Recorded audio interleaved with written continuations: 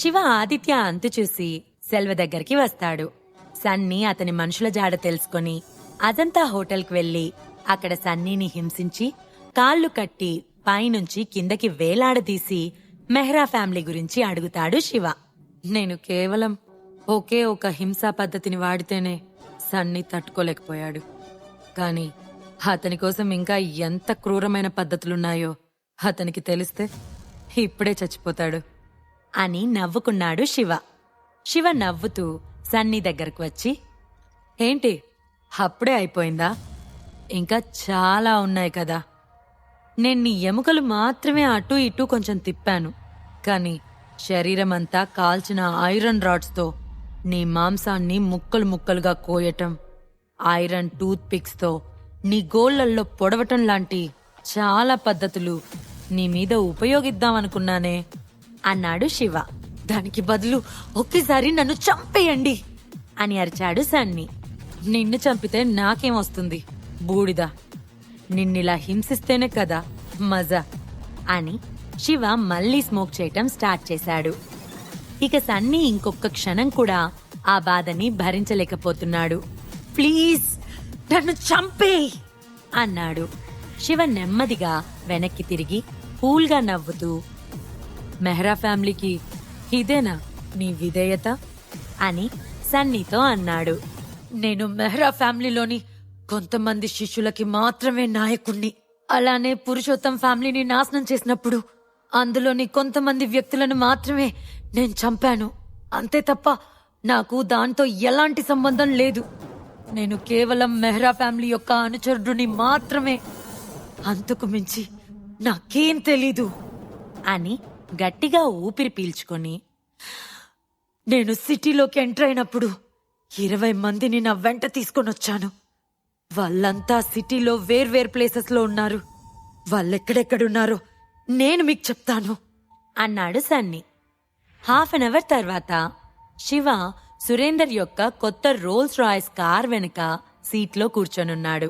Surender driving చేస్తూ కార్ని బృందావనం విలాస్ వైపుకి తీసుకెళ్లాడు.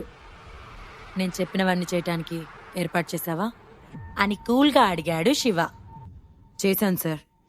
తెల్లవారక ముందే మీకు గుడ్ న్యూస్ వస్తుంది. అన్నీ నేను చూసుకుంటాను. వేస్ట్ అంతా క్లియర్ చేస్తాను. ఆ కిల్లర్స్ వెరీ పవర్ఫుల్ అని మీరు చెప్పారు కాబట్టి నేను ఒక్కొక్కరి దగ్గరికి డజన్ల కొద్ది మనుషుల్ని పంపించాను. అలానే ఆదిత్య దగ్గర నుంచి మనం స్వాధీనం చేసుకున్న విదేశీ హంతకులను కూడా ఈ ఆపరేషన్లో ఉపయోగించాను సార్ అన్నాడు సురేందర్. వెరీ గుడ్ అన్నాడు శివ. సురేందర్ కార్ అద్దం నుంచి శివని చూశాడు. శివ విపరీతమైన స్ట్రెస్లో ఉన్నట్లు కనిపించాడు. ఇప్పుడు జరిగేది శివకి ఒక పరీక్ష లాంటిది అని సురేందర్కి అర్థమైంది. శివ తన హెల్ప్ తీసుకోవడం ఇదే ఫస్ట్ టైం కాబట్టి ప్రతి విషయాన్ని కూడా జాగ్రత్తగా దగ్గరుండి చూసుకోవాలనుకున్నాడు సురేందర్. అతనికి అజంతా హోటల్ దగ్గర జరిగిన ఇష్యూ గుర్తొచ్చింది.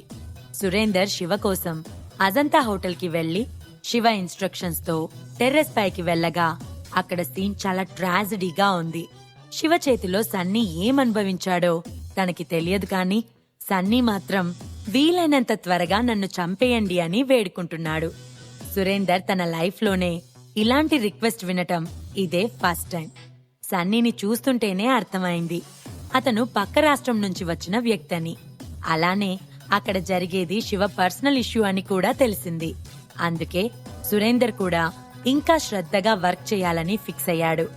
ఇతనిలా ఆలోచిస్తూ ఉండగా రోల్స్ రాయ్స్ కార్ స్పీడ్గా వచ్చి శివ విల్లా ఎంట్రన్స్ గేట్ వద్ద ఆగింది. ఆ సమయంలోనే శివ ఫోన్ రింగ్ అయింది. అది చూసి, నువ్వెళ్ళు సురేందర్, నేను లోపలికి వెళ్తాను. ఏమైనా ఉంటే కాల్ చేస్తాను అని గంభీరంగా అన్నాడు శివ. ఓకే సార్ అని సురేందర్ గేట్ తీసి రెస్పెక్ట్ గా నిల్చున్నాడు. శివ లోపలికి వెళ్లిపోయాడు. తర్వాత సురేందర్ తన కారు వెనక్కి తిప్పుకొని వెళ్లిపోయాడు. శివకి కాల్ చేసింది సురభి. అతను కాల్ లిఫ్ట్ చేశాడు. శివ, మీరింకా నిద్రపోలేదా అని తడబడుతూ అడిగింది సురభి. లేదు సురభి, ఎనీథింగ్ రాంగ్ అన్నాడు శివ. నథింగ్ శివ, నువ్వెలా ఉన్నావు? ఈరోజు ఆఫీస్కి కూడా రాలేదు, బానే ఉన్నావా అని కేరింగ్గా అడిగింది సురభి. వస్తున్న నవ్వుని ఆపుకొని, నేను బానే ఉన్నాను సురభి అన్నాడు శివ. నేను నీతో ఒక విషయం చెప్పాలని కాల్ చేశాను శివ అన్నది సురభి. చెప్పు అన్నాడు శివ. రేపు శిఖా ఫ్యామిలీ ఓల్డ్ హౌస్లో మీటింగ్ ఉంది. అది నీ గురించి మాట్లాడటానికే. నువ్వక్కడికి రా. బాబాయ్, పెద్దనాన్న, చిన్నత్త నిన్ను ఈ ఫ్యామిలీ నుంచి పంపించేయాలని చూస్తున్నారు. నీ గురించి చాలా దారుణంగా మాట్లాడుతున్నారు. వాళ్ళు నీ విషయంలో చాలా దూరం వెళ్తున్నారని నాకు అనిపిస్తుంది. నువ్వు ఏ డెసిషన్ తీసుకున్నా ఇల్లు, కారు నీకిచ్చేస్తాను అని స్ట్రాంగ్గా అన్నది సురభి. ఆమెకి ఒకవైపు శివ ఏ డెసిషన్ తీసుకుంటాడోనని భయంగానే ఉంది. శివ నవ్వుని ఆపుకుంటూ, సరే నువ్వు త్వరగా పడుకో. దేని గురించి ఎక్కువగా ఆలోచించకు. నేను రేపు మీటింగ్కి వస్తాను. గుడ్ నైట్ అన్నాడు శివ. సురభి కూడా గుడ్ నైట్ అని చెప్పింది. సురభితో మాట్లాడాక శివకి ఆ రోజు అప్పటి వరకు తను ఫీల్ అయిన స్ట్రెస్ మొత్తం పోయింది. అన్నీ వదిలేసి హ్యాపీగా నిద్రపోయాడు. తెల్లవారింది. శివ డైనింగ్ టేబుల్ దగ్గర కూర్చున్నాడు. అతని ఎదురుగా రకరకాల వంటలతో డైనింగ్ టేబుల్ ఫుల్ అయింది. తను సురభి ఇంట్లో నుంచి బయటకి వచ్చాక ఇంతవరకు ఇంట్లో భోజనం చేయలేదు. ఈరోజు సెల్వ ఇవన్నీ చేశాడు. నువ్వు చిన్నప్పుడు చాలా ఇష్టంగా తిన్న వంటకాలన్నీ ఈరోజు నీకోసం చేశాను. నువ్వు చక్కగా తినేసేయాలి అని కళ్ళల్లో బాధని దాస్తూ అన్నాడు సెల్వ. తన లైఫ్ టైంలో శివకి ఇలా వండి పెడతానని ఆయన ఎప్పుడూ అనుకోలేదు. ఆ విషయంలో అతనికి కాస్త హ్యాపీగానే ఉంది. శివ కాస్త తిని, నాకోసం ఇంత కష్టపడి చేసినందుకు చాలా థ్యాంక్స్. చాచా, మీరు కూడా కూర్చొని తినండి. ఇప్పుడు మీ హెల్త్ అస్సలు బాలేదు. మిమ్మల్ని చూసుకోవటానికి ఇంట్లో మెయిడ్ని పెట్టడం నాకు కుదరదు కాబట్టి మిమ్మల్ని మీరు జాగ్రత్తగా చూసుకోండి అని అన్నాడు. మరేం పర్వాలేదు శివ, బుల్లెట్లు తీసేసావు కదా. నా గాయాలు చిన్నగా తగ్గుతున్నాయి. నాకిప్పుడు తృప్తిగా ఉంది. పురుషోత్తం వారసుణ్ణి దగ్గరుండి చూసుకుంటున్నాను అని అన్నాడు సెల్వ. శివ చిన్నగా నవ్వి ఊరుకున్నాడు. శివ, నువ్వు రాత్రి అజంతా హోటల్కి వెళ్ళావు కదా, అక్కడ అంతా ఓకేనా అని అడగలేక అడిగాడు సెల్వ. నేనంతా క్లియర్ చేశాను చాచా. సన్నీ మనుషులంతా నా అండర్లోకొచ్చారు అని కూల్గా చెప్పాడు శివ. శివకి ఉదయాన్నే సురేందర్ నుంచి అక్కడంతా క్లియర్ అని మెసేజ్ వచ్చింది. సెల్వ మెల్లగా నవ్వాడు. మళ్ళీ ఏదో అడగబోయి ఆగిపోయాడు. ఇంకా ఏమైనా మాట్లాడాలా చాచా అన్నాడు శివ. క్షమించాలి శివబాబు, మీ పర్సనల్ విషయంలో కలగ చేసుకుంటున్నానని తప్పుగా అనుకోవద్దు. మేడం గారు ఎందుకు నీతో ఉండటం లేదు అని అడిగాడు సెల్వ. సెల్వకి శివ గురించి అంతా తెలుసు. ఆయన శివపై స్పై చేశాడు. నిజానికి శిఖా ఫ్యామిలీలో శివ సిచ్యువేషన్ అతనికి తెలుసు. కాని శివ ఈ విల్లాలోకి ఎప్పుడు మారాడు అనేది అతనికి తెలియదు. శివ వెనుక ఇంత పవర్ ఉంటుందని అతను ఎక్స్పెక్ట్ చేయలేదు. మీరీ విషయాల గురించి ఎక్కువగా ఆలోచించి స్ట్రెస్ తీసుకోకండి చాచా. నేను పని మీద బయటకు వెళ్తున్నాను. ఏదైనా అవసరం ఉంటే నాకు కాల్ చేయండి, సరేనా అని శివ అక్కడి నుంచి బయటకు వెళ్లిపోయాడు. శివ 30 మినిట్స్లో హైదరాబాద్ సిటీలోని నార్త్ సైడ్ ఉన్న నాగవరంలో శిఖా ఫ్యామిలీ ఓల్డ్ హౌస్ ముందు టాక్సీ దిగాడు. అది పాతకాలం నాటి పెద్ద బంగ్లా. ఇంటి ముందు పెద్ద లాన్ ఉంది. శిఖా ఫ్యామిలీ స్పెషల్ డేస్లో లేదా ఏదైనా పెద్ద ఇష్యూ జరిగినప్పుడు, ఇలా సమావేశాలు అవ్వవలసిన సిచ్యువేషన్లో మాత్రమే అంతా అక్కడికి చేరుకుంటారు. ఈసారి అనుదీప్, యశ్వంత్ ఈ మీటింగ్ని ఏర్పాటు చేశారు. చందుకి సురభినిచ్చి పెళ్లి చేసి సురభిని స్టేటస్ ఉన్న ఇంటికి కోడలుగా పంపించాలి. అలానే శివని ఇంట్లో నుంచి గెంటేయాలి. ఇందుకోసం సురభిని, ఆమె ఫ్యామిలీని ఒప్పించాలని వాళ్ళ ముఖ్య ఉద్దేశం. ఓల్డ్ హౌస్ ఎదురుగా ఉన్న రోడ్డుపై శివ కార్ దిగాడు. అదే సమయంలో పింక్ కలర్ లాంగ్ ఫ్రాక్ వేసుకున్న ఓ అందమైన అమ్మాయి చిరునవ్వుతో నడుస్తూ శివ దగ్గరికి వచ్చింది. ఎందుకొచ్చావ్ అంటూ చుట్టూ చూశాడు శివ. దూరంగా పింక్ కలర్ స్పోర్ట్స్ కార్, దాని దగ్గరే శర్మ వర్మ కనిపించారు. అఫ్కోర్స్ నేనిక్కడ ఒక మంచి షో చూడాలని వచ్చాను అని ముసిముసిగా నవ్వుతూ అన్నది సౌందర్య. శివ అసహనంగా చూశాడు. ఇక్కడ ఎవరో ఒక పేద వ్యక్తిని ఇంట్లో నుంచి గెంటేస్తున్నారంట. అప్పుడు అతను డిసప్పాయింట్ అవుతాడు కదా. సో నేను హెల్ప్ చేద్దామని. ఏంటి శివ, నువ్వింకా మొండిగానే ఉన్నావా? చందు నీపై రివెంజ్ తీర్చుకుంటాడని నీకు భయంగా లేదా? శిఖా ఫ్యామిలీ ఈరోజు ఖచ్చితంగా నిన్నింటి నుంచి అండ్ కంపెనీ నుంచి తీసేస్తుంది. నువ్వు ఆ ఇంటికి వెళ్ళలేవు, జాబ్ ఉండదు.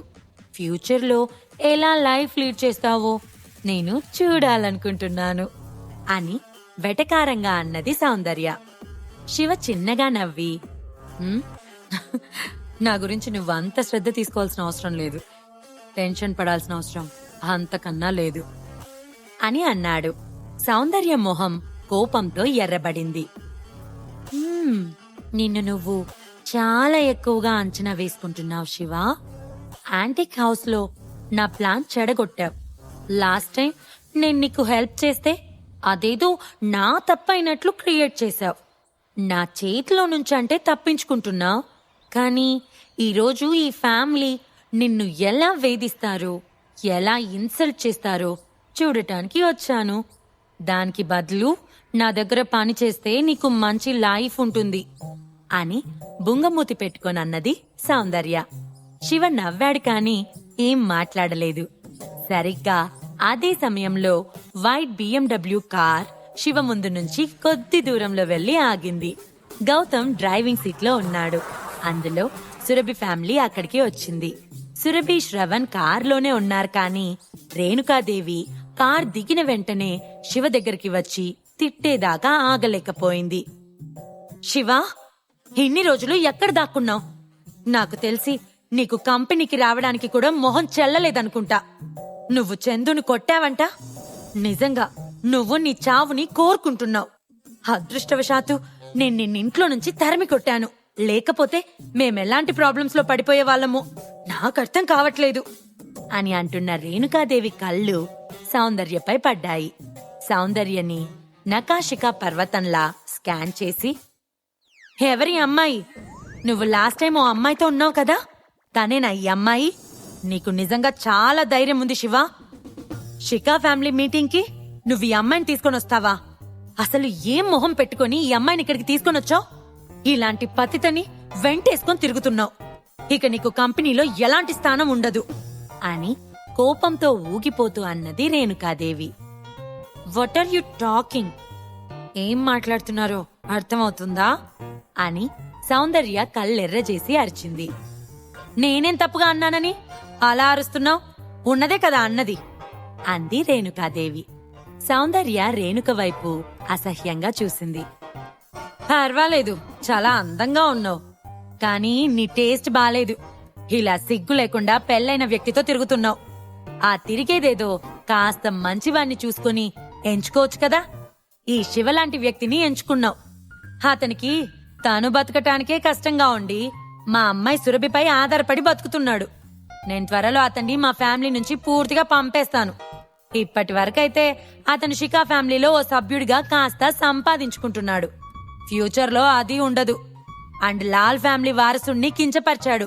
నువ్వు అతన్ని వెంటనే వదిలిపెట్టకపోతే త్వరలో నువ్వు అతనితో వీధిలో పడాల్సొస్తుంది అని హేళనగా అన్న రేణుకాదేవి శివవైపు చూస్తూ, నువ్విలా అమ్మాయిల్ని మోసం చెయ్యొద్దు, అది కూడా శిఖా ఫ్యామిలీ పర్సన్ అనే ట్యాగ్ లైన్ తగిలించుకొని అని విసురుగా అన్నది. శివ ఏం మాట్లాడకుండా తల ఊపాడు. రేణుకాదేవి ఎక్కడైనా సీన్ క్రియేట్ చేయడంలో the best person. Soundarya power, status, ఇంకా ఆమె లాల్ ఫ్యామిలీకి చెందిన అమ్మాయని తెలిస్తే బహుశా తన నోటిని అదుపులో ఉంచుకునేదేమో. యూ, అసలు నువ్వు ఏం మాట్లాడుతున్నావో నీకర్థమవుతోందా అని సౌందర్య రేణుకపై చెయ్యెత్తింది. అంతలోనే తన కోపాన్ని కంట్రోల్ చేసుకోలేక రేణుకని వెనక్కి నెట్టేసింది. రేణుకాదేవి వెంటనే కింద పడిపోయింది. అయ్యో దేవుడా, ఈ పిల్ల నన్ను కింద పడేసింది. ఈ శివ ఎవరో అమ్మాయిని తీసుకొచ్చి నన్ను కింద పడేశాడు అని అరుస్తూ కింద కూర్చొని, నీకిదేమైనా న్యాయంగా ఉందా శివ? హృదయం లేని మనిషివి నువ్వు. కాస్త కూడా కృతజ్ఞత లేదు. ఈ పతితను తీసుకొచ్చి నన్ను కొట్టిస్తావా? సురభి, త్వరగా వచ్చి చూడు. ఏమండి, చూడండి, మీ ప్రియమైన అల్లుడు నా మీద దాడి చేశాడు అని అరిచింది రేణుకాదేవి. ఆమె కింద పడటంతో సురభి, శ్రవణ్ కార్ దిగి పరుగున ఆమె దగ్గరికి వచ్చారు. శ్రవణ్ రేణుకాదేవి చేయి పట్టుకుని పైకి లేపబోతూ శివ వైపు కోపంగా చూసి, శివ, నువ్వేం చేస్తున్నావో అర్థమవుతుందా? లాస్ట్ 2 years నుంచి నిన్ను మా ఫ్యామిలీ పెంచి పోషించింది. అలాంటిది కాస్త కూడా కృతజ్ఞత లేదా అని కోపంగా అన్నాడు.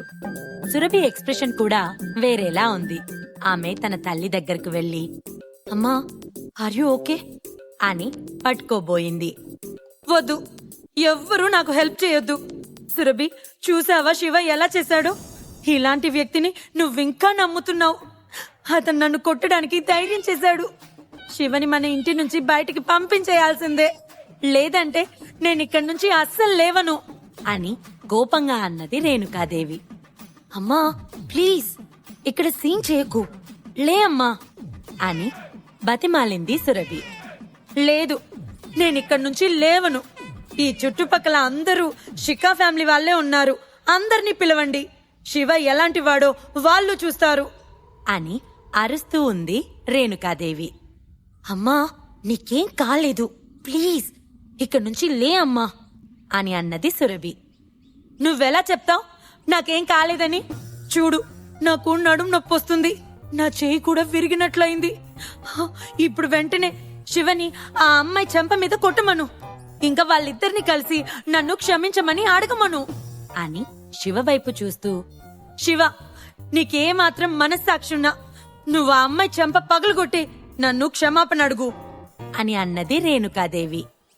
ఏంటి, నీకు క్షమాపణ చెప్పాలా? అలా అయితే ఓ పని చేస్తా, నీ మొహం వాచిపోయేలా కొట్టి నిన్ను క్షమించమని అడుగుతాను అని కోపంగా అన్నది సౌందర్య. ఆమె లాల్ ఫ్యామిలీకి చెందిన పెద్ద మనవరాలు కనుక ఇంతకుముందు ఎప్పుడూ ఇలాంటి అవమానం జరగలేదు. శివ, సురభి విడిపోతారా? ఒకవేళ కలిసుంటామంటే శిఖా ఫ్యామిలీ ఒప్పుకుంటుందా? ఈ ప్రశ్నలకు సమాధానాలు తెలుసుకోవాలంటే నెక్స్ట్ ఎపిసోడ్ వినాల్సిందే. క్రింద ఇచ్చిన లింక్ ని క్లిక్ చేసి పాకెట్ ఎఫ్ఎం యాప్ ని ఇన్స్టాల్ చేసుకోండి. Stay tune to pocket FM.